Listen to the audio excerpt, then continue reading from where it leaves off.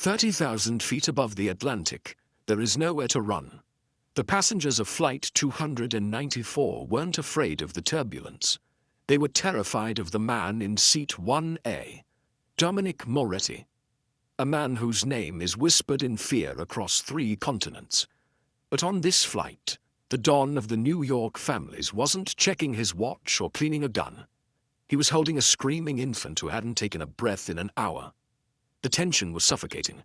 Guards were reaching for weapons. And then a woman in a worn-out hoodie from Economy did the one thing nobody else dared to do. She unbuckled her seatbelt, walked straight towards the devil, and reached for what was his. What happened next didn't just silence the plane. It changed the course of history for the entire criminal underworld. The air inside the first-class cabin of the Alitalia flight from New York to Rome smelled of expensive leather, recycled oxygen, and palpable fear. Helen Miller adjusted the strap of her bag, her knuckles white. She didn't belong here. She knew it. The flight attendants knew it, and the other passengers certainly knew it. She was a ghost in the machine of the elite, a 26-year-old nurse from Queens, with dark circles under her eyes and a bank account that had been drained to purchase a last-minute ticket to Italy. It wasn't a vacation. It was an escape. "Seat 4B, miss," the flight attendant said, her smile tight and dismissive, barely looking at Helen's faded denim jacket. Helen nodded, keeping her head down. She had used every mile her late mother had saved up over a lifetime of cleaning houses to get this upgrade, not for the champagne, but for the privacy. She needed to be invisible.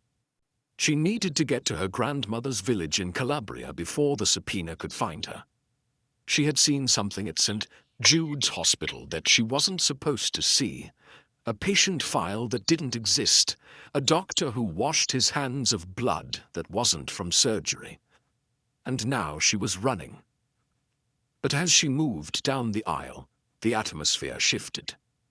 It wasn't just the quiet luxury of first class. It was a vacuum of sound. The front row, usually reserved for elderly statesmen or tech moguls, was occupied by a wall of black suits, 4 men. Massive, silent, their necks thick with muscle, their eyes scanning every movement in the cabin like predatory birds, and in the center of them, in Seat 1A, sat the eye of the storm. He was younger than Helen expected a man with that kind of security to be, maybe 32, 33. He wore a charcoal suit that probably cost more than Helen's childhood home. His hair was black, swept back severely, revealing a face that was devastatingly handsome, but carved from granite. High cheekbones, a jawline that could cut glass, and eyes hidden behind dark aviators despite the dim cabin lighting. But the terrifying accessory wasn't the diamond watch on his wrist or the men guarding him. It was the baby carrier strapped to his chest. The contrast was so jarring, Helen almost stumbled. The deadliest-looking man she had ever seen was clutching a newborn, perhaps only a few weeks old, against his silk shirt. The baby was tiny, a bundle of white linen, and currently asleep. But the man didn't look like a father. He looked like a bomb disposal expert, holding a live wire. He was rigid, his hand hovering over the baby's back, but not quite touching it, as if he were afraid he might break the child.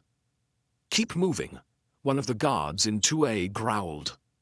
He had a scar running through his eyebrow, and an accent that sounded like gravel in a blender.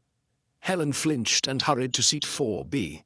She shoved her bag overhead and collapsed into the seat, pulling her hoodie up. "Just stay invisible," she told herself. 6 hours to Rome. Then a train. Then freedom. She closed her eyes, trying to block out the image of the man in 1A. She knew that face. Everyone in New York who paid attention to the crime blotters knew that face. Dominic Moretti, the capo dei capi of the East Coast. The rumors were that he had just won a bloody war against the Russian syndicate, a war that had left bodies in the Hudson. What was he doing on a commercial flight? And whose baby was that? The engines roared to life, vibrating through the floor. The plane taxied, and the fasten seatbelt sign chimed. That was when the silence broke.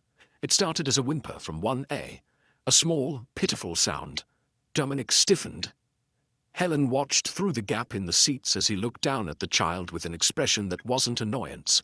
It was panic. Pure, unadulterated panic, masked behind a mask of cold fury. The whimper grew into a cry. The cry escalated into a wail. By the time the wheels left the tarmac, the baby was screaming. It wasn't just a fussy cry. It was the high-pitched, jagged scream of a child in distress. Dominic tried to rock back and forth, but his movements were stiff, unnatural. He patted the baby's back too hard, then too soft. He looked at his guards. "Rico," Dominic barked, his voice a deep baritone that carried over the engine noise. "Do something." The scarred man, Rico, looked helpless. "Boss, I don't know, babies. Maybe he's hungry. I just fed him the formula." Dominic snapped, holding up a bottle that was still full. "He won't take it. He chokes on it." The baby screamed louder. The sound was grating, scraping against the nerves of everyone in the cabin. A businessman in row 3 huffed loudly, snapping his newspaper shut. "Can't you shut that thing up?" the businessman muttered, loud enough to be heard. Rico unbuckled his seatbelt before the light was even off. He stood up, looming over the businessman's seat. He didn't say a word. He just stared. The businessman turned pale, sank into his seat, and pulled his blanket up to his chin. But the threat didn't stop the crying. It got worse. The baby was gasping now, turning red, choking on his own sobs. Dominic looked like he was about to tear the plane apart with his bare hands. He looked trapped. For a man who controlled a city, he was completely powerless against 8 pounds of human life. Helen felt a physical ache in her chest. It was a biological response, undeniable and sharp. Her hand went to her chest involuntarily. She had spent 5 years in the NICU. She knew that cry. That wasn't just a timber tantrum. That was pain. That was hunger mixed with exhaustion and a desperate need for comfort. "Don't do it," her brain screamed. "These are mafia. You are hiding. Sit still." The baby let out a shriek that sounded like he was being tortured. Dominic cursed in Italian, a stream of harsh vowels. He looked ready to command the pilot to land the plane. Helen couldn't help it. The nurse in her overrode the fugitive. She unbuckled her belt. The sign was still on. The plane was banking. The floor tilted. "Miss, sit down," a flight attendant hissed from the jump seat. Helen ignored her. She stood up, her legs trembling, and walked up the aisle. The air grew heavier the closer she got to row 1. It felt like walking into a lion's den while holding a stake. Rico, the guard, stood up immediately, blocking her path. His hand went inside his jacket. "Back to your seat," Rico growled. "Now." Helen didn't retreat. She looked past Rico, straight at Dominic Moretti. His aviators were off now. His eyes were the color of storm clouds. Gray, intense, and currently filled with a mixture of rage and desperation. "He's in pain," Helen said, her voice shaking, but loud enough to be heard over the screams. "And you're holding him wrong." The silence that followed her words was louder than the jet engines. Rico stepped forward, his massive frame eclipsing the light. "You got a death wish, lady?" "Rico," Dominic said. The single word was a command. Rico froze but didn't move out of the way. Dominic stared at Helen, analyzing her. He looked at her cheap clothes, her shaking hands, her pale face. He was assessing threats, calculating risks, but the baby was thrashing against his chest, face turning a terrifying shade of purple. "Let her through," Dominic said quietly. Rico hesitated, then stepped aside, though he remained tense, ready to snap her neck if she made a sudden move. Helen took a breath and stepped into the personal space of the Don. Up close, he smelled of sandalwood and gun oil. The energy radiating off him was pure testosterone and violence. But beneath it, she saw the dark circles under his eyes. He was exhausted. "You're compressing his diaphragm," Helen said, her nursing training taking over. She reached out. Rico flinched, but Dominic didn't move. She put her hands on the baby. Dominic's hands were hot. Hers were cold. You have him strapped too tight, and he's gassy. He's swallowing air every time he screams. He won't eat, Dominic said, his voice rough. He hasn't eaten in 6 hours. He rejects the bottle. Helen looked at the baby. He was beautiful, with tufts of black hair just like his father, but his fists were clenched tight. She saw the problem immediately. The bottle on the tray was a generic brand with a fast flow nipple. The baby was tiny, likely premature by a few weeks. He's drowning in the formula, Helen explained, her fingers deftly loosening the straps of the carrier. The flow is too fast, so he gets scared and stops eating. Then he gets hungry again, cries, swallows air, and his stomach hurts. It's a cycle. Fix it, Dominic demanded. It wasn't a request.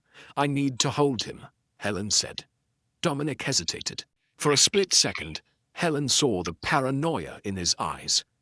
This child was clearly important, more than just a son. He was a target. Handing him to a stranger went against every instinct Dominic had.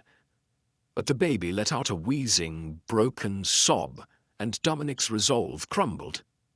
He unclipped the carrier and awkwardly passed the bundle to Helen. As soon as the baby was in her arms, Helen shifted her weight. She didn't hold him stiffly. She melted around him. She placed his head in the crook of her neck, swaying her hips in a rhythmic, hypnotic motion that she had perfected over years of night shifts. She placed a hand on the baby's tummy, applying gentle, firm pressure. "Shh," she whispered, a low, vibrating sound against the baby's ear. "It's okay. You're okay." She turned away from Dominic, shielding the baby from the harsh cabin lights, creating a small, private world.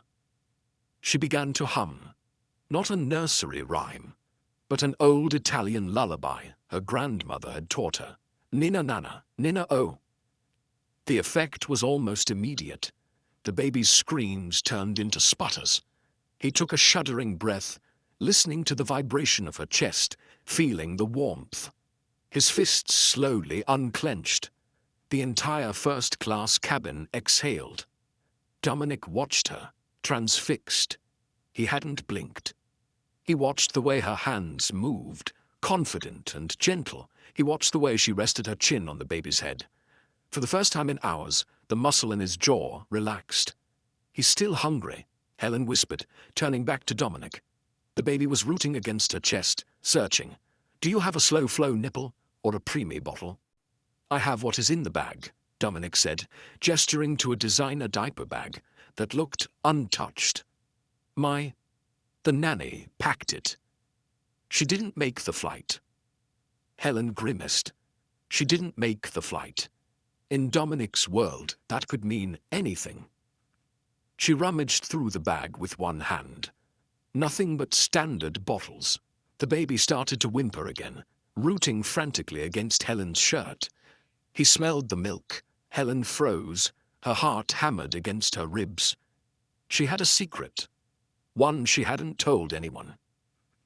6 months ago, she had been pregnant. She had lost the baby in a car accident, the same accident that had put her in the hospital, where she eventually saw the files that forced her to run. Her body, however, hadn't forgotten. She was still producing, a painful daily reminder of what she had lost. She had been binding her chest to stop it, but the baby's distress, the proximity, the biological imperative, it was overwhelming. The baby wailed a high, starving sound. Helen looked at Dominic. He was looking at her, then at the baby, then back at her. He saw the way the baby was rooting. He saw the flush on Helen's cheeks. He was a man who understood desperation.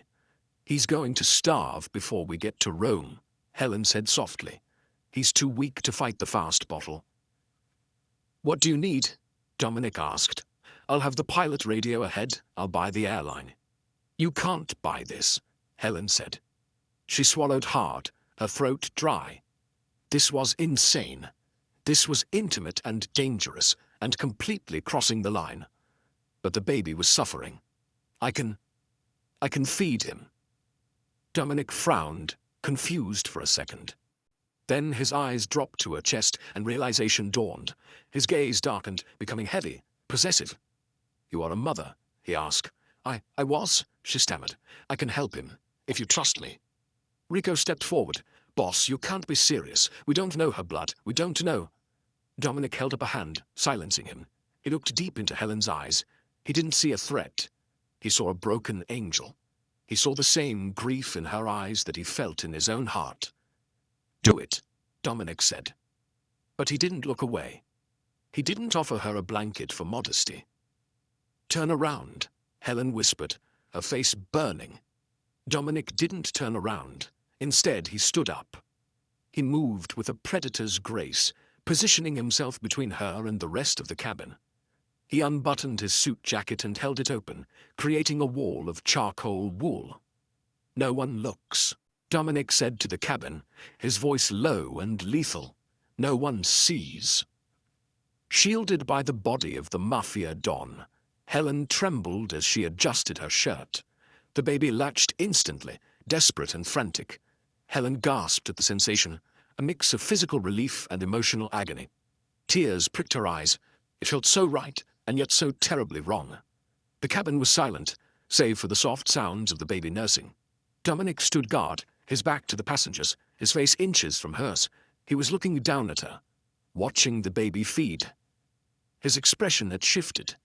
The coldness was gone, replaced by a strange, intense fascination.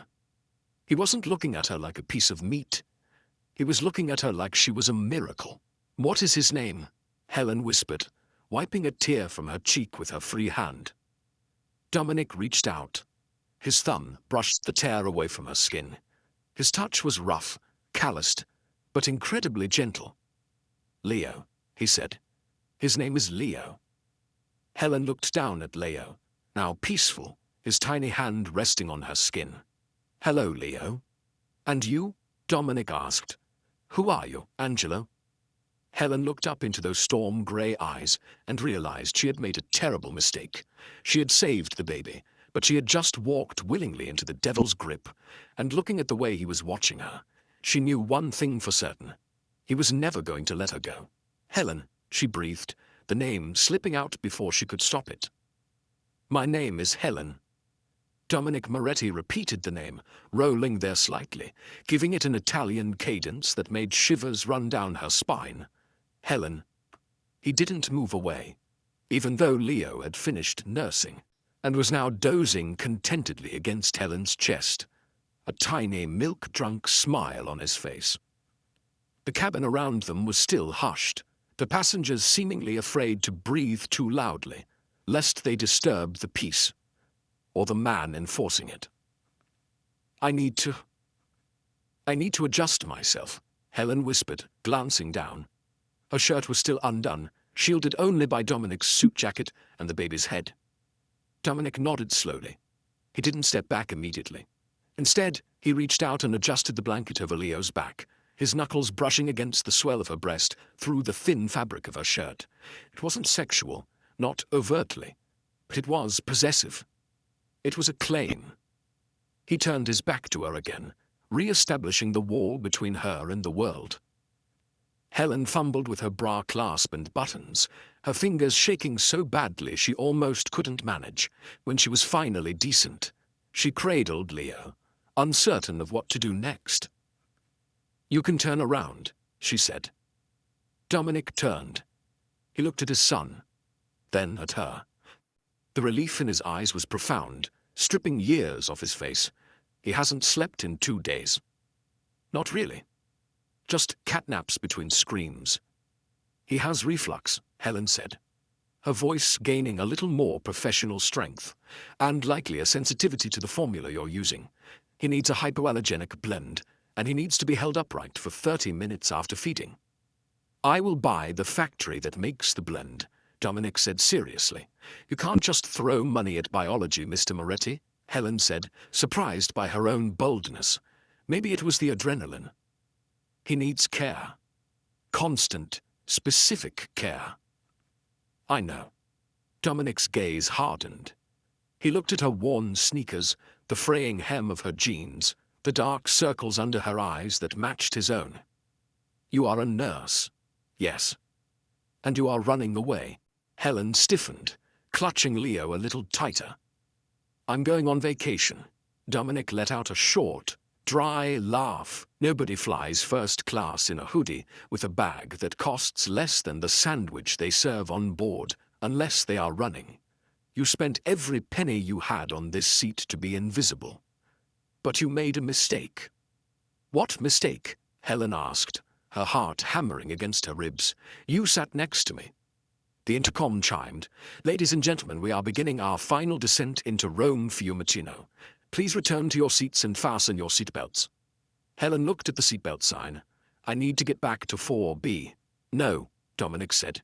He sat down in seat 1B, the empty seat next to him that had been filled with paperwork. He buckled himself in.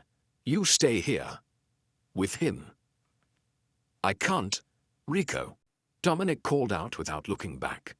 The massive bodyguard appeared instantly. Boss? Get Miss Helen's bag from 4B. Put it in the trunk of the lead car. Wait. Helen protested, panic flaring. You can't just take my things. That's kidnapping. Dominic looked at her, and the temperature in the cabin seemed to drop 10 degrees. Kidnapping is a legal term, Helen. I operate outside of those terms. Besides, look at him. He gestured to the sleeping baby in her arms. If you move him, he wakes up. If he wakes up, he screams. If he screams, I become very unhappy. Do you want to make me unhappy? Helen looked at the man who had supposedly buried his enemies in the foundation of a casino. She looked at the innocent child sleeping against her heart. She sat down in 1A. The landing was smooth, but Helen's internal world was in chaos. As the plane taxied to the gate, her mind raced. She had to get away. Once they were in the terminal, there would be crowds, security, police. Even Dominic Moretti couldn't just drag a woman screaming through an international airport. The plane stopped. The seatbelt sign turned off. Wait for the others to deplane, Dominic ordered. The flight attendants blocked the aisle, holding back the rest of the passengers. The 4 bodyguards stood up, forming a protective square around row 1. Dominic stood and held out his hands. Give me my son. Helen hesitated. The baby was warm, a solid weight that grounded her. Reluctantly, she passed Leo back to him. Dominic took the boy with infinite care, ensuring he stayed upright as she had instructed. Thank you, he said. It was sincere. Now, let's go. Helen grabbed her purse. This was her chance. I really need to catch a connecting train. My grandmother is waiting. Your grandmother can wait, Dominic said, turning toward the exit. Helen followed him to the door of the plane, but as they stepped onto the jet bridge, she prepared to bolt. She didn't get the chance. At the bottom of the jet bridge on the tarmac, 3 black armored SUVs were waiting. They hadn't even gone through the terminal. Dominic Moretti didn't do customs like normal people. A man in a sleek Italian suit was waiting by the middle car. He looked anxious. Don Domenico, he said, bowing his head, we have a problem. The Calabrians know you landed. They have spotters at the train station and the public exits. Dominic's face went stone cold. Is the route to the villa secure? Yes, but we must leave now. Helen froze. The train station. That was where she was heading. If the Calabrians, whoever they were looking for Dominic, the station would be a war zone. But if she didn't go, Helen, Dominic said. He was standing by the open door of the SUV. He wasn't ordering her this time. He was offering. You heard him. If you go to the train station, you walk into a crossfire. You saved my son today. I cannot let you die on the pavement because you were in the wrong place. I'm not your responsibility, she argued, though her resolve was crumbling. You are now, Dominic said. Get in the car. I will take you to the villa. You will be safe. Tomorrow, when the heat dies down, my men will drive you wherever you want to go. I give you my word. Helen looked at the tarmac, the heat radiating off the asphalt. She looked at the ominous black cars. Then she looked at the terminal building where normal life existed. A life where she was being hunted by a corrupt hospital board and the law, and here was a monster offering her sanctuary. She climbed into the SUV. The drive from Rome to the countryside was a blur of speed and silence. Helen sat in the back of the middle SUV, squeezed between the window and a car seat base that Dominic had Rico install in seconds. Dominic sat on the other side, Leo asleep in the carrier between them. The windows were tinted so dark that the Italian afternoon looked like twilight. Helen watched the landscape change from the chaotic urban sprawl of Rome to the rolling, cypress-dotted hills of the Lazio region. It was breathtakingly beautiful, but she couldn't enjoy it. She was trapped in a bulletproof cage with a man who likely had a sniper rifle in the trunk. "You said Calabrians," Helen said, breaking the silence after an hour. "My grandmother lives in Calabria." Dominic glanced at her, looking up from his phone. "Then you definitely cannot go there." "Not yet." "Why? What is happening?" "A shift in management," Dominic said vaguely. My late wife, her family believes Leo belongs to them. They want to raise him to be a weapon against me. I will burn Italy to the ground before I let them touch him." Helen felt a chill. "Your late wife?" "She died in childbirth," Dominic said, his voice devoid of emotion, though his hand tightened on his phone. 3 weeks ago." Helen's hand flew to her mouth. "I'm so sorry." "Do not be. It was complicated." He looked at Leo. "She didn't want him. But I do." The vulnerability was gone as quickly as it appeared. The car slowed down, turning off the main highway onto a private road lined with ancient olive trees. After a mile, they reached a massive iron gate. Armed men with assault rifles patrolled the perimeter. The gate swung open, and the motorcade swept through. The Villa Moretti was not a house. It was a fortress disguised as a palace. It sat on a hill overlooking a valley, a sprawling structure of golden stone, terracotta tiles, and ivy. But Helen noticed the cameras on every corner, the high walls and the dogs pacing the grounds. The car stopped in a cobblestone courtyard. Rico opened the door. "We're home, boss." Dominic unbuckled Leo. The baby stirred, whimpering. Dominic stiffened immediately, the panic returning to his eyes. "He's waking up," Dominic said, looking at Helen. "He's going to be hungry." Helen sighed. She stepped out of the car, the warm Italian air hitting her face. "Do you have the formula? The hypoallergenic one?" "I have staff buying it now. It will be here in an hour." "An hour is too long for a newborn," Helen said. Dominic stood in the courtyard, holding the fussing baby. The staff, maids, guards, a butler, were lining up to greet him, but he ignored them. He was focused entirely on Helen. "Stay," he said.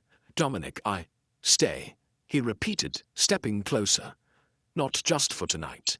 Stay until we find a nanny who doesn't shake with fear when I walk in the room. Stay until Leo is strong." Helen laughed incredulously. "I can't be a mafia nanny. I have a life. I have nothing," she realized.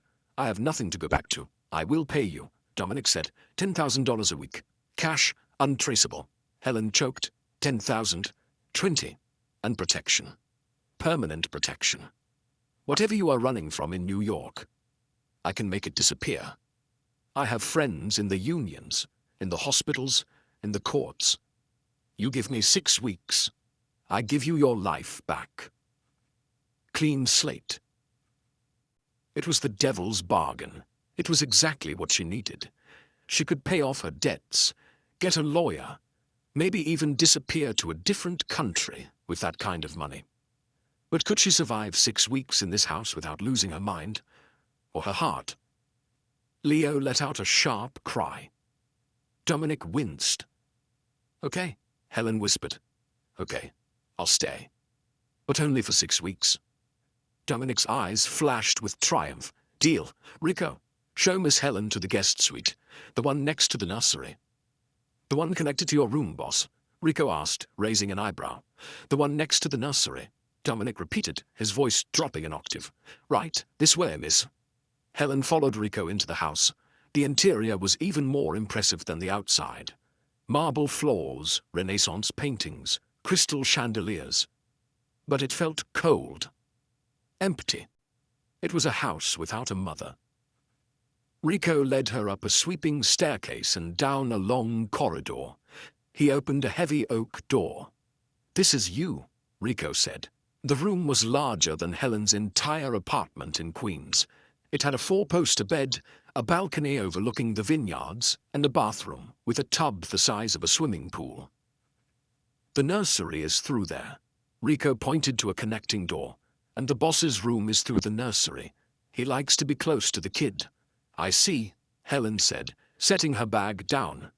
Look, lady, Rico said, his voice losing some of its gravel. The boss, he's had a rough year. He's a hard man, but he loves that kid. You help the kid, you're good with us. You hurt the kid. Well, don't hurt the kid. I'm a nurse, Rico. I save lives. I don't take them. Rico nodded and left, closing the door. Helen stood in the silence. She walked to the mirror and looked at herself. She looked terrified. The connecting door opened. Dominic stood there. He had taken off his jacket and tie, his white shirt unbuttoned at the top. He looked tired, human, and devastatingly attractive. He was holding Leo, who was now crying in earnest.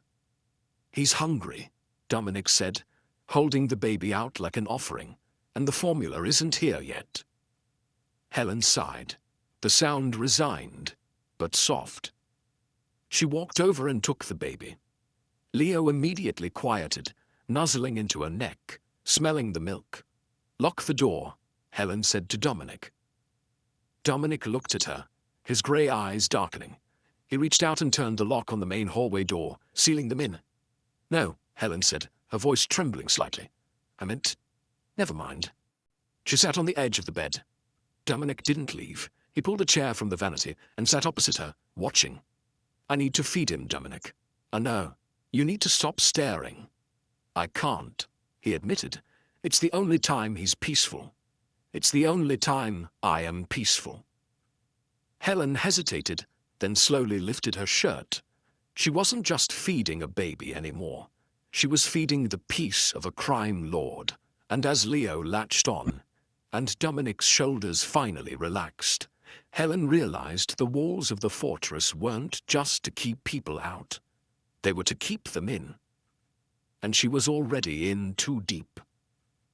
2 weeks bled into the stone walls of Villa Moretti. Helen had expected a prison. What she found was a strange, gilded limbo. Her days were consumed by the rhythm of Leo's needs: feed, burp, change, sleep. The hypoallergenic formula Dominic had flown in from Switzerland helped, but Leo still preferred the comfort of nursing at night. It was a biological tether that kept Helen exhausted, but strangely fulfilled. She saw Dominic mostly in the shadows. He was a ghost in his own home, leaving before dawn and returning after dark, smelling of cigar smoke and cold air. But the nights were theirs. It was 2 a.m. on a Tuesday when the routine broke. Helen was in the nursery, rocking Leo in the oversized velvet chair. The house was silent. A heavy, listening silence that only old stone buildings possess. The door to Dominic's suite opened. He stood there, still dressed in his suit trousers and a white dress shirt, though the sleeves were rolled up to his elbows, revealing forearms corded with muscle and ink. He looked wrecked. There was a smear of something dark on his cuff that looked suspiciously like dried blood. "Is he okay?" Dominic asked, his voice rougher than usual. "He's teething, I think," Helen whispered, not stopping her rocking. "Or just dreaming." He woke up crying. Dominic walked into the room. He didn't come to the chair immediately. He went to the window, peering out through the slat of the curtains at the dark vineyard below. He stood there for a long time, his body tense, like a coiled spring. "You should sleep," Helen said softly. "You look terrible." Dominic huffed, a sound devoid of humor. He turned to face her. "I can't sleep. The silence is too loud." He walked over to the crib, running a hand over the polished wood, then looked at her. "Does he hurt you?" Helen blinked, surprised by the question. "Who, Leo?" "Yes. The feeding." Dominic gestured vaguely to her chest. "My mother. She used to say we were vampires, taking life to grow." "It doesn't hurt," Helen lied. "It did sometimes. It's connecting. It makes me feel useful." In a world where I have no control, keeping him alive makes me feel like I have a purpose. Dominic's eyes locked onto hers. The intensity was back, that storm-grey gaze that made her feel like the only person in the world. He took a step closer, encroaching on her space. You have control here, Helen. The staff listens to you more than they listen to Rico. The chef changed the entire menu because you said I needed more iron. Helen flushed. You looked pale. I was shot, Dominic said casually, as if discussing the weather. Helen stopped rocking. What? 2 days ago. A graze on the ribs. It's fine. He crouched down beside the chair so he was eye level with her and the baby. But I ate the spinach, because you asked. The confession hung in the air, heavy and intimate. He reached out, his hand hovering near Leo's head. But then his fingers brushed Helen's knee. The heat of his touch seared through her pajama pants. I looked into your hospital, Dominic said quietly. Helen's blood ran cold. The bubble of safety popped. You said you would wait. I said I would fix it. To fix it, I need to know the rot. Dominic's face hardened. St. Jude's, the organ transplant list, you found out that Dr. Aris Thorne was bumping donors for cash. Highest bidder gets the liver. The poor die waiting. Helen trembled. She hadn't said the name aloud in months. He killed a boy. A 14-year-old boy was supposed to get that heart. Thorne gave it to a senator instead. I saw the logs. And you downloaded them. Yes, and they threatened you. They didn't just threaten me, Dominic. They ran me off the road. I lost. She choked on the words. I was 6 months pregnant. I lost my daughter. Dominic went still. The air in the room seemed to vibrate with a sudden, lethal drop in pressure. He looked at Leo, sleeping soundly in her arms, and then back at her. The realization of what she was doing, giving his son the milk her own child would never taste, hit him with the force of a physical blow. He didn't say a word. He reached out and took her hand, his grip tight, almost painful. He brought her knuckles to his lips and kissed them, his eyes never leaving hers. It was a vow. Dr. Thorne will not bother you again, Dominic whispered against her skin. Dominic, you can't. He is already handled, Dominic said, his voice void of any humanity. And the senator? He will find his career very short. You are under the protection of the Moretti family, Helen. That means your grief is my grief, and your enemies are my dead men. Helen should have been terrified. She was sitting with a murderer who had just confessed to vengeance killing on her behalf. But as she looked at him, this dangerous, broken man who was willing to burn the world for his son and for her, she didn't feel fear. She felt safe.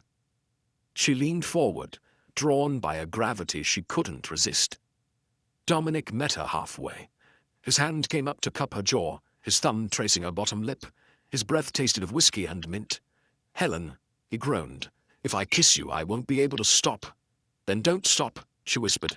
His lips crashed onto hers. It wasn't gentle. It was a starving man finding a feast. It was desperate, filled with the taste of danger and repressed longing.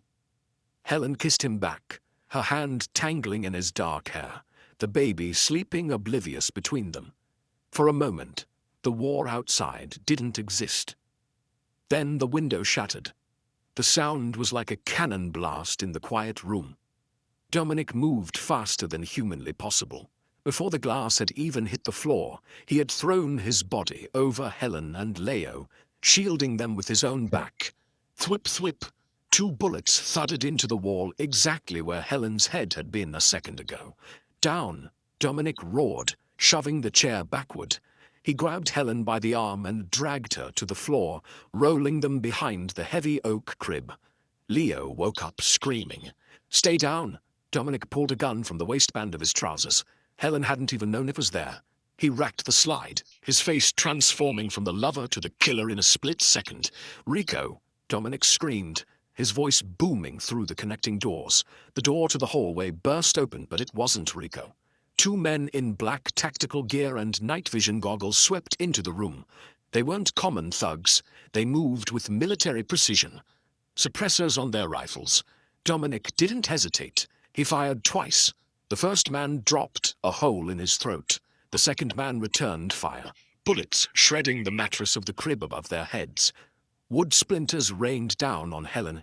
She curled into a ball, shielding Leo with her entire body, sobbing silently, trying to keep him from inhaling the dust. "Get to the bathroom," Dominic yelled at her, firing blindly over the crib to suppress the second shooter.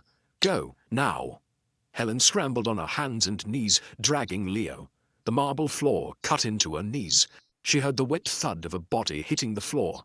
Dominic had got the second one. She reached the bathroom door just as Rico appeared in the hallway, an assault rifle in his hands. He stepped over the dead body in the doorway and unleashed a hail of gunfire at something in the hall. "Boss, we're breached. South wall," Rico shouted. Dominic was at Helen's side instantly, grabbing her arm and hauling her into the massive master bathroom. He slammed the door and locked it. It was reinforced mahogany, but it wouldn't hold forever. "Into the tub," Dominic ordered. "It's cast iron. It will stop the bullets."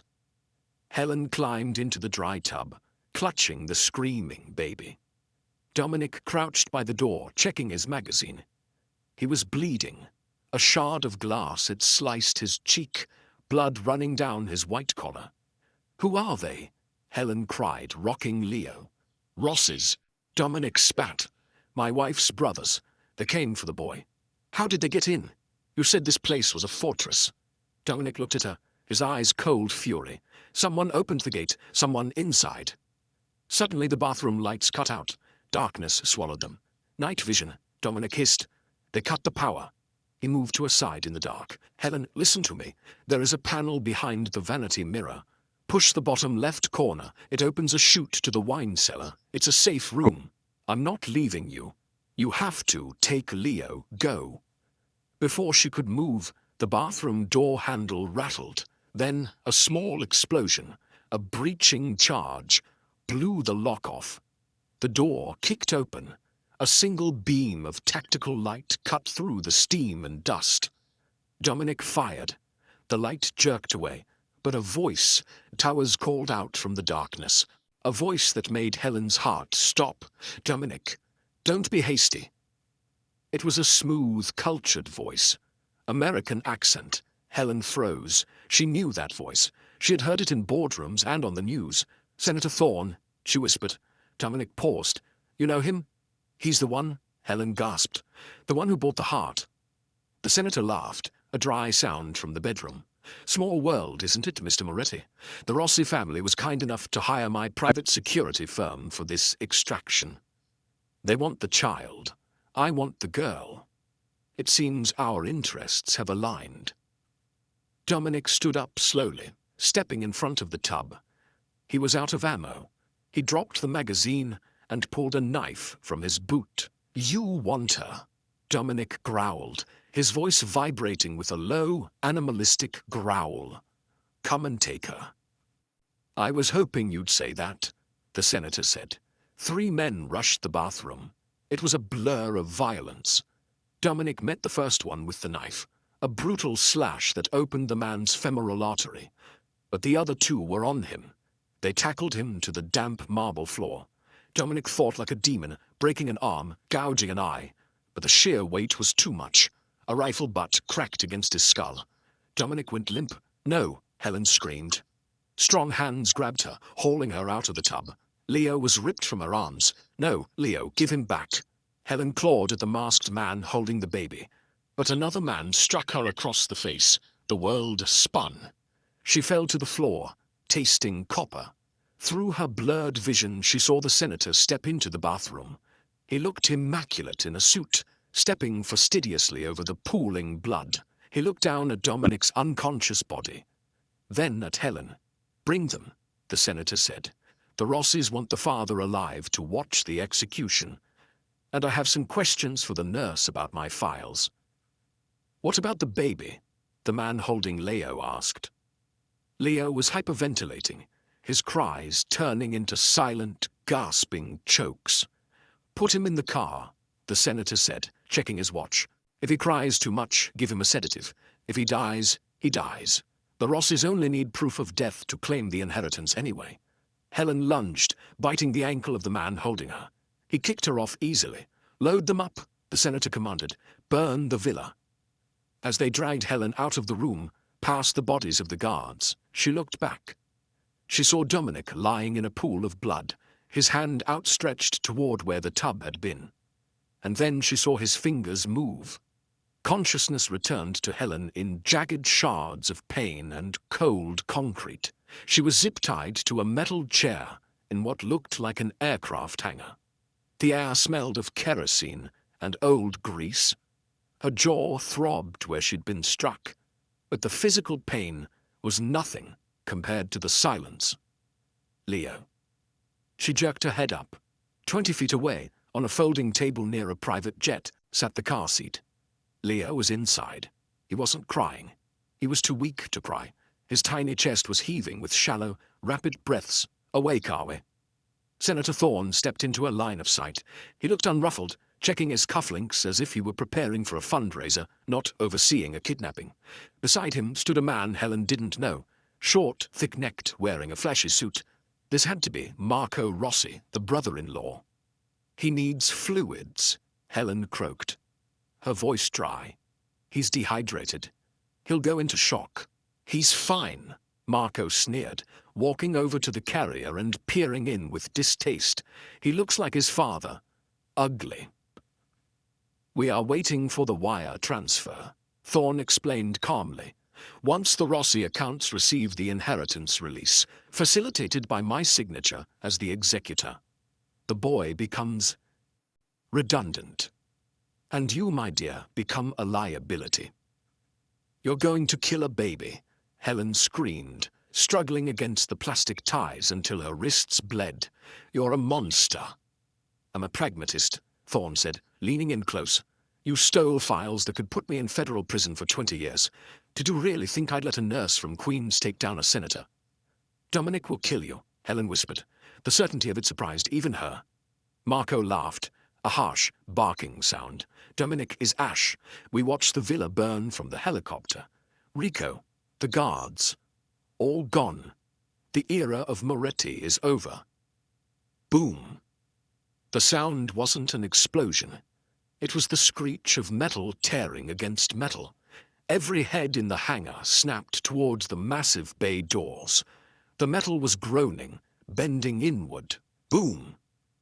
A black armored truck, smoke still rising from its grille, smashed through the reinforced steel doors like a battering ram.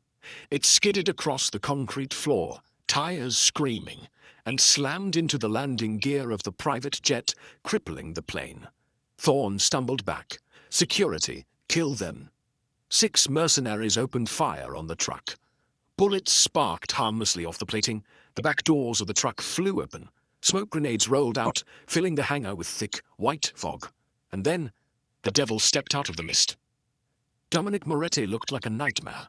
His white shirt was soaked red, his face was a mask of dried blood and soot, and he was moving with a limp.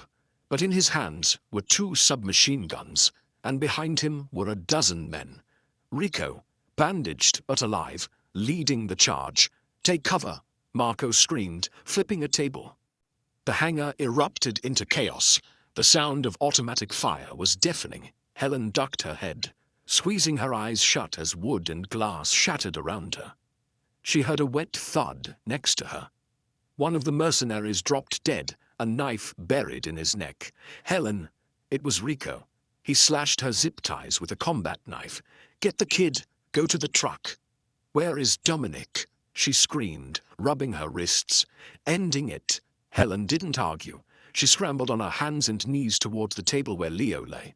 Bullets whizzed overhead. She grabbed the car seat, shielding Leo's body with her own, and sprinted for the armored truck. She dove inside, gasping for air. She looked back through the open doors. The smoke was clearing. The mercenaries were down. Only Marco Rossi and Senator Thorne remained. Marco was trying to reload his pistol, his hands shaking violently. Dominic walked toward him. He didn't run. He didn't take cover. He just walked, stepping over bodies, his eyes fixed on the man who had threatened his son. "Dominic, wait, we can talk," Marco pleaded, dropping the gun and raising his hands. "We're family." Dominic didn't pause. He pistol-whipped Marco across the face, sending him sprawling. Then he grabbed Marco by the lapels of his expensive suit and slammed him against the fuselage of the broken jet. "You are not family," Dominic roared, his voice cracking with rage. "You are a disease." He didn't shoot him. He let Rico handle the cleanup. Dominic turned, his chest heaving, scanning the hangar. He locked eyes with Senator Thorne. Thorne was holding a small pistol, backing away towards the emergency exit. He raised the gun, aiming not at Dominic, but at the open doors of the armored truck where Helen was crouching. "I'll take the girl," Thorne shouted. "Let me walk or she dies." Dominic froze. The distance was too great. Thorne had the angle. Helen looked at the gun pointed at her. She looked at Leo, whimpering in the seat. A primal, fierce heat rose in her chest. She wasn't just a nurse anymore. She was the woman who had walked into the lion's den. She saw a heavy wrench on the floor of the truck, left by a mechanic. As Thorne adjusted his aim, Helen didn't cower. She grabbed the wrench and hurled it with every ounce of strength she had. It wasn't a lethal throw, but it clanged loudly against the metal door frame next to Thorne's head. Thorne flinched, looking away for a split second. That was all Dominic needed. Bang! A single shot. The senator crumpled, a neat hole in the center of his forehead. Silence fell over the hangar. Dominic stood amidst the carnage, swaying slightly. He dropped the gun. He looked at the truck. "Helen," he rasped. Helen jumped out of the truck, forgetting the danger, forgetting the blood. She ran to him. Dominic collapsed to his knees just as she reached him, his adrenaline finally fading, the wounds taking their toll. She caught him, pulling his heavy head against her shoulder. "I've got you. I've got you." "Leo?" he mumbled, his eyes rolling back. "He's safe," Helen wept, pressing her hand to the wound on his side to staunch the bleeding. "We're all safe." Dominic smiled, a bloody, broken, beautiful smile. "Good." And then the darkness took him. The sun over the Amalfi Coast was different than the sun in New York. It was warmer, heavier, smelling of lemons and salt. Helen sat on the terrace of the new villa, a white stone structure perched on a cliff overlooking the turquoise sea. She was reading a book, her legs tucked under. From inside the house, she heard a giggle. Dominic walked out onto the terrace. The limp was almost gone, just a slight hesitation in his step when the weather turned cold. The scars on his chest were fading from angry red to silver. He was holding Leo. The baby was transformed. No longer the scrawny, screaming infant on the plain. Leo was a chubby, happy 4-month-old with his father's dark eyes and an infectious laugh. He was gripping Dominic's finger, babbling nonsense at the seagulls. Dominic sat down next to Helen, placing a hand on her thigh. He looked at peace. The darkness that had shrouded him on Flight 294 was gone, replaced by a quiet, watchful contentment. "Rico says the new security system is installed," Dominic said, "and the lawyers finished paperwork. St. Jude's has been audited. The board is in prison." "And Thorne's files?" Helen asked, closing her book. "Buried," Dominic said, "along with anyone who knew about them." He leaned in and kissed her. It was a slow, deep kiss, tasting of espresso and promise. "You know," Dominic whispered against her lips, "the 6 weeks are up. Your contract is expired." Helen smiled, leaning her head against his shoulder, watching Leo reach for the sun. "I know." "You could go," he said, though his grip on her thigh tightened. "You have the money. You have the new identity. You are free." Helen looked at the man who had burned down the world to save her. She looked at the child who had healed the hole in her heart. She thought about the plane, the fear, and the moment she had decided to stand up. She wasn't a nurse on the run anymore. She was the queen of a kingdom built on blood and love. "I'm not going anywhere, Dominic," she whispered. I'm already home. Dominic Moretti, the camper who feared nothing but losing his family, closed his eyes and exhaled. Checkmate, he murmured. And for the first time in his life, he was happy to lose. Wow, from a screaming baby at 30,000 feet to a showdown in an aircraft hangar. Dominic and Helen's story proves that sometimes the most dangerous paths lead to the safest places. What do you think? Did Helen make the right choice staying with Dominic? Or should she have taken the money and run? Let me know in the comments below. I read every single one. If this story had you on the edge of your seat, please hit that like button. It really helps the channel. And if you want more gripping stories about forbidden romance, mafia twists, and survival, make sure to subscribe and ring the bell so you never miss an upload. Thanks for watching, and I'll see you in the next story.